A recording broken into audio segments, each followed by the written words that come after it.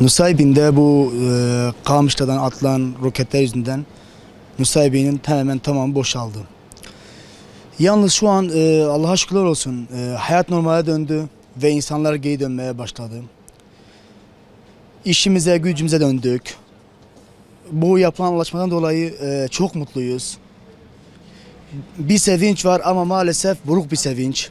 Çoğu insanımız hayatı maalesef canlarından oldular. Çoğu yaralı.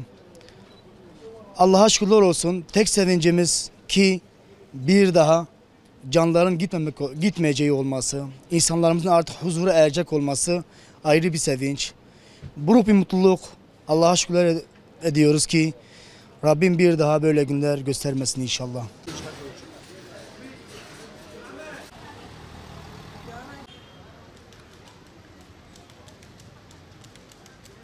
Nusaybin bu hendek çukurları yüzünden bayağı bir sıkıntı çekti.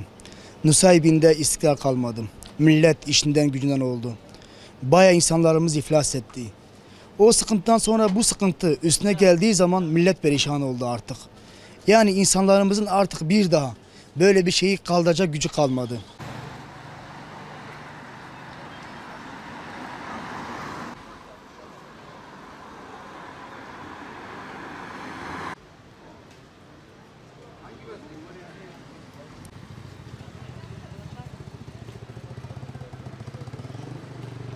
Biliyorsunuz ki bu saldırılardan dolayı Kamışlo'dan birkaç havan topu geldi ve böylece bizim insanımız canları tehlikeye girdiği için çoğusu Nusaybin'i terk etmek zorunda kaldı. Mecbur biz de kepenkleri kapatmak zorunda kaldık.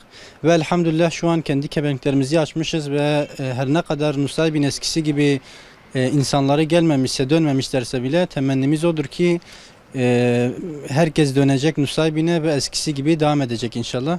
Şu an hiçbir aksilik görünmüyor, hiçbir sıkıntı yok elhamdülillah. İnşallah her zaman böyle devam edecek. İnşallah bizim halkımız, bizim milletimizin canları tehlikeye girmez. Çünkü Nusaybin gerçekten bu olaylarda da, hendek olaylarında da bir de daha önceki olaylarda çok çekmiştir. Yani bu çok eziyet çekmiştir, çok cefa çekmiştir. Yurtlarından dönmüşler, evlerini terk etmek zorunda kalmışlar. Başka yerlerde muhacirat hayatını yaşamışlar. İnşallah başka sefere, başka zaman böyle bir sıkıntılar oluşmaz da biz kepenk kapatmak zorunda kalmayız ve insanlarımız mallarını buralarda bırakıp başka yerlere göç etmek zorunda kalmaz inşallah.